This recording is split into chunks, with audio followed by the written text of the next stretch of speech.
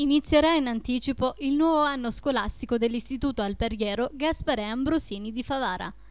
Infatti già da domani giovedì 8 settembre alle ore 8:20 la campanella suonerà per gli alunni delle prime classi. Per i ragazzi che hanno deciso di frequentare l'Istituto Ambrosini, il dirigente scolastico Giuseppe Salamone, dopo il saluto di benvenuto, presenterà agli alunni la scuola, consegnandoli successivamente ai docenti per la conoscenza delle aule, dei laboratori, delle opportunità formative offerte e del regolamento d'istituto. Il ritorno in classe per gli alunni che frequentano le classi seconde e terze dell'istituto è previsto invece per dopodomani mattina 9 settembre, mentre sabato 10 la campanella suonerà per tutte le altre classi dell'Istituto Alberghiero. Il dirigente scolastico Salamone annuncia che per il nuovo anno scolastico sono previste delle novità. È l'anno della riforma Gelmini, ha dichiarato il preside, che comporta la riduzione delle ore settimanali di lezioni, la rimodulazione degli insegnamenti, relazioni più strette con le aziende del territorio, maggiore responsabilità del corpo docenti e degli enti locali nella proposta dell'offerta formativa.